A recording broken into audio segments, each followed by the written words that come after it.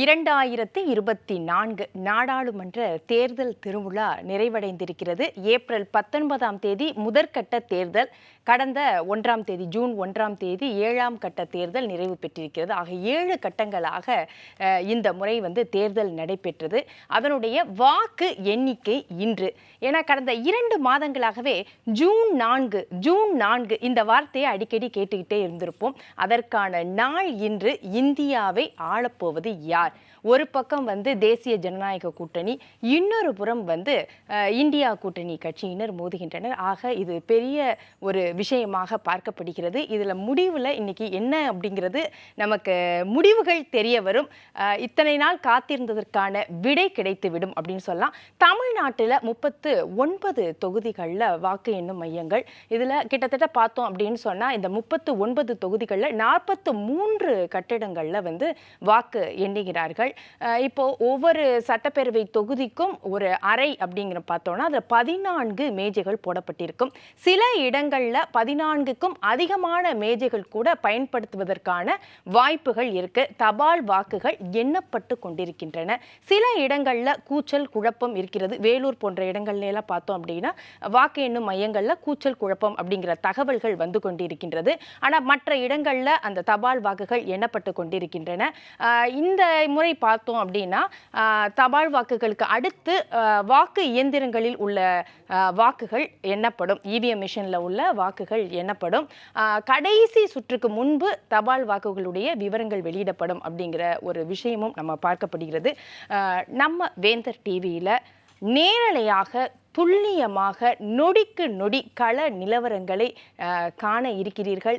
இதனால் தொடர்ந்து நீங்கள் இதில் காத்திருங்கள். உங்களுக்கான தகவல்கள் உடனடியாக கொடுக்கப்படும்.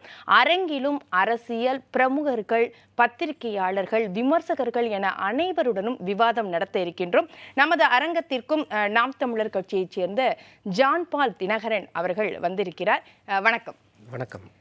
நாம் தமிழர் கட்சி வரிசையாக நம்ம பார்த்தோம் அப்படின்னா ஒவ்வொரு தேர்தலும் 2016 எடுத்துக்கலாம், 19, 21 ஒரு வாக்கு சதவீதம் அப்படிங்கிறது ஒரு கிராஃப் அதிகரித்து கொண்டு தான் இருக்கிறது. 2024 இந்த தேர்தல் எவ்வளவு முக்கியத்துவம் வாய்ந்ததா நாம் தமிழர் கட்சிக்கு இருக்கு? உலகெங்கும் வாழ்கின்ற தாய் தமிழ் உறவுகளுக்கு வணக்கம். இந்திய நாட்டின் மிகப்பெரிய ஜனநாயக திருவிழா. இந்த திருவிழா முடிவடைகின்ற ஒரு இறுதி கட்டத்தில் தேர்தலுடைய முடிவுகள் எப்படி இருக்கின்றத ஒட்டுமொத்த இந்திய திருநாடுமே காத்திருக்கின்ற இந்த நல்ல நாளுக்கு உண்மையிலே இறைவனுக்கு தான் நன்றி சொல்லணும். நாம் தமிழர் கட்சியை பொறுத்த வரைக்கும் 2016 முதல் கட்ட தேர்தல், 2019, 2020 தொடர்ந்து நாங்கள் வளர்ந்து வந்து கொண்டிருக்கிறோம். அதை நீங்களே சொன்னீங்க. ஒவ்வொரு கட்டமாக நாங்கள் வளர்ந்து கொண்டு கடைசியாக 2021 சட்டமன்ற தேர்தலிலே கிட்டத்தட்ட 31 லட்சம் வாக்குகளை வாங்கி கிட்டத்தட்ட 7% வாக்குகளை நாங்கள் பெற்றோம். நாங்கள் எங்களுடைய சின்னத்தை இழந்தோம். அதற்கு காரணமாக பல காரணங்களை தேர்தல் ஆணையம் சொல்லியது. இப்பொழுது அந்த நாங்கள் நிரந்தரமான ஒரு அங்கீகரிக்கப்பட்ட கட்சியாக மாறுவதற்கு 8% வாக்குகளை கடக்க வேண்டும். இல்லை என்றால் 2 எம்பிக்கள் 2% வாக்குகளை பெற வேண்டும். இதுதான் தேர்தல் ஆணையத்தோட விதிமுறை. அப்படி பார்க்கும் பொழுது நாங்கள் கடந்த தேர்தலில் கிட்டத்தட்ட 7% வாக்குகளை பெற்ற கட்சி. இந்த முறை குறைந்தபட்சம் நாம் தமிழர் கட்சியானது 15% வாக்குகளுக்கு மேல் செல்லும் என்பது எங்களுடைய நம்பிக்கையாக இருக்கின்றது. கட்டாயம் அந்த நம்பிக்கையில் நாங்கள் வீழவில்லை. அது மட்டும் இல்லாமல் தமிழகத்தில் இருக்கின்ற குறிப்பிட்ட ஒரு 4-5 தொகுதிகளில் நாம் தமிழர் கட்சிக்கு வெற்றி வாய்ப்பும் இருப்பதாக பல அரசியல் விமர்சகர்களே சொல்லியிருக்கிறார்கள். பல தொகுதிகளில் 2ஆம் 3ஆம் இடத்தை, இன்னும் குறிப்பாக சொல்ல வேண்டும் பல தொகுதிகளிலே வெற்றி தோல்வியை தீர்மானிக்கும் சக்தியாக நாம் தமிழர் கட்சி மாற இருக்கின்றது தமிழகத்தை பொறுத்த வரைக்கும். அது எந்தெந்த தொகுதிகள் அப்படிங்கிறது இப்ப நம்ம ஒரு நம்பிக்கையா நீங்க சொல்ல முடியுமா? மயிலாடுதுறை தொகுதி குறிப்பாக சொல்ல போனால் மயிலாடுதுறை தொகுதியாகவும் நாகப்பட்டினம், தஞ்சாவூர் போன்ற தொகுதிகள். அதை விட்டு பார்த்தீங்கன்னா நீங்கள் இந்த பக்கம் பார்த்தீங்கன்னா வட சென்னையில் கூட கிட்டத்தட்ட 2வது 3வது இடம் வருவதற்கு வாய்ப்புகளுக்கு தான் சொல்லப்படுகின்றது. திண்டுக்கல், இன்னும் பல தொகுதிகள், குறிப்பாக இந்த 5-6 தொகுதிகளாக இருந்தால் இன்னும் பல, திருச்சி குறிப்பாக சொல்ல வேண்டும் என்றால், ஏன்னா திருச்சியில் அங்கே நாம் தமிழர் கட்சியின் சார்பாக போட்டியிட்டவர் ஜல்லிக்கட்டு பேரமைப்பை சார்ந்த ஒருவர். அவர் பின்னாளில் நாம் தமிழர் கட்சியில் இணைந்து போட்டியிட்டார். அவருக்கு திருச்சியிலிருந்து தனித்த ஒரு செல்வாக்கு உண்டு. அப்புறம் நாம் தமிழர் கட்சியினுடைய செல்வாக்கை வைத்து பார்க்கும் பொழுது அங்கு எளிதாக நாம் தமிழர் கட்சி 2வது இடத்தை பெறுவதற்கான வாய்ப்புகளுக்கு, வெற்றி பெற கூட வாய்ப்புகள் இருந்து பிரபலமான அரசியல் விமர்சகர்களை பலர் கருத்துக்களை துரை வைகோ அங்க நிற்கிறார் இல்லையா? துரை வைகோ நிற்கிறார். கூட்டணியோட ஒரு பலம் இருக்கும். அதை தாண்டி நாம் தமிழருக்கான வெற்றி வாய்ப்பு அதாவது அப்படிங்கிறது எதை வச்சு திமுகவை நம்ம predict பண்ண முடியும்? திமுக கூட்டணியை பொறுத்த வரைக்கும் கடைசி வரைக்குமே இவர்கள் ஒன்றிணையவே கிடையாது. துரை வைக்கோ பல இடங்களிலே கண்ணீர் விட்டு சிந்தினார்.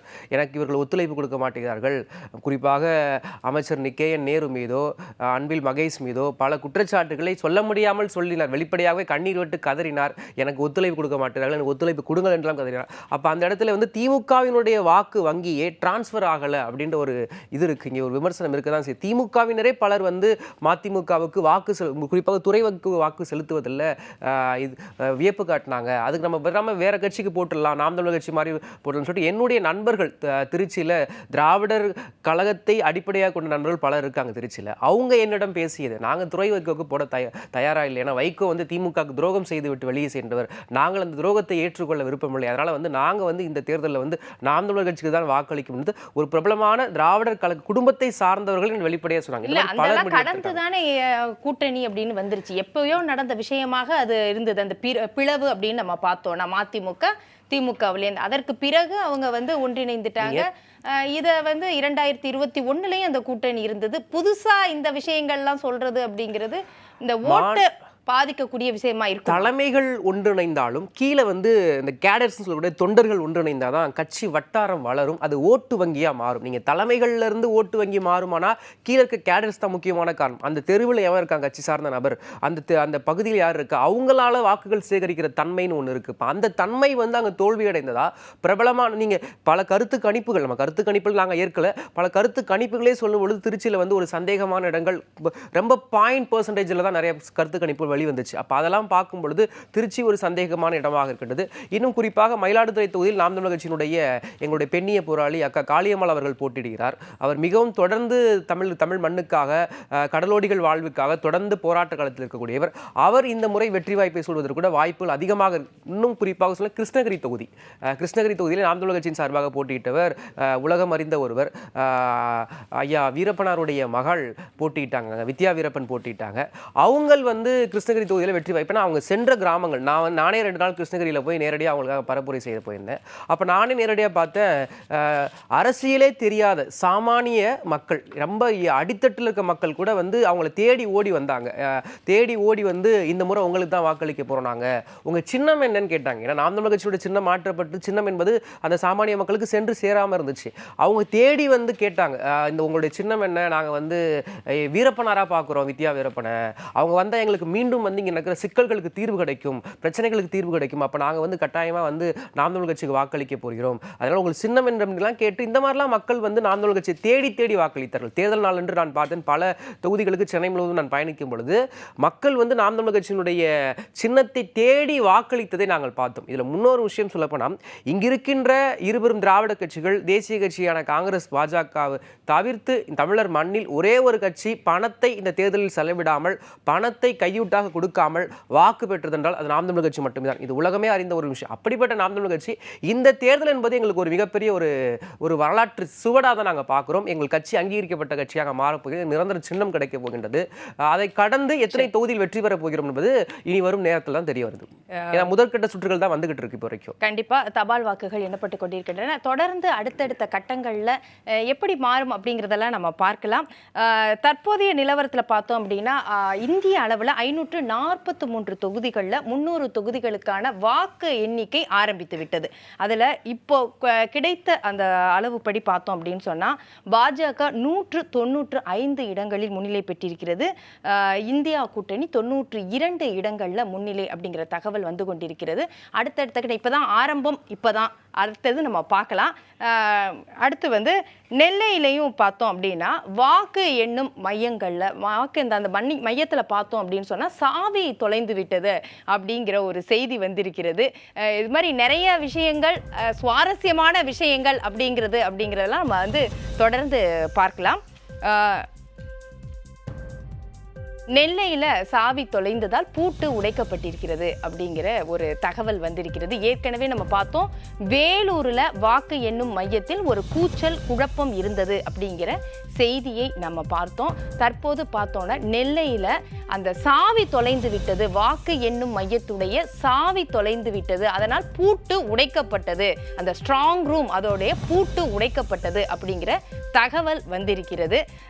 நம்ம அரங்கத்திற்கு ஆனந்தி லக்ஷ்மண் வலதுசாரி சிந்தனையாளர் வந்திருக்கிறார். வணக்கம். வணக்கம். பாஜக இந்த முறை ஹாட்ரிக் வெற்றி பெறுமா அப்படிங்கிற ஒரு எதிர்பார்ப்பு, மோடி 3.0 சாத்தியமா அப்படிங்கிற ஒரு கேள்வியும் வந்திருக்கு. ஆனால் கருத்து கணிப்பில் பாஜகவுக்கு சாதகமாக இருக்குது. இந்தியா கூட்டணி தலைவர்கள் அதை முற்றிலும் மறுக்கிறாங்க. எந்த மாதிரியான முடிவுகள் வருவதற்கு வாய்ப்புகள் இருக்கு? என்ன நம்பிக்கையில் பாஜக இருக்கு? முதலில் வேந்தர் டிவி நேயர்களுக்கு என்னுடைய பணிவான வணக்கங்கள். ஒரு பொதுவாக ஒரு வார்த்தை சொல்லுவாங்க, பரீட்சையை நல்லா எழுதிட்டீங்கன்னு வச்சுக்கோங்க, நீங்கள் ரிசல்ட்டை பற்றி கவலைப்பட வேண்டிய அவசியமே இல்லை. அதே மாதிரி தான் பாஜக மக்களுடைய நம்பிக்கையை பெற்றிருக்கு. எதனால்? வளர்ச்சி பணிகள்னால. அதனால் அவங்களுக்கு இந்த ரிசல்ட் இல்லைன்னா கூட திரு மோடி அவர்கள் 47ஆம் வருஷம் வரைக்கும் வளர்ச்சி பணி திட்டங்களை ரெடியாக வச்சுருக்கார், ப்ளூ பிரிண்ட்டு. அவர் அப்போ சொல்லும்போது சொல்லியிருக்கலாமே, தனிப்பட்ட புகழ்ச்சி எதுவுமே கிடையாது என்றைக்குமே. கடைசியாக நீங்கள் சொல்லும் போது தான் அவர் மோடிக்கா கேரண்டின்ற ஒரு வார்த்தையை சொன்னார். அது கூட மக்கள் கலங்கி நிற்கும்பொழுது உங்களோட பணம்லாம் வீணாக போகுது, ஊழல்வாதிகள் கையில் வருதுன்னும் போது அதை மீட்டி தரத்துக்கு நான் கேரண்டி தரேன்னு அப்படி தான் சொன்னார்.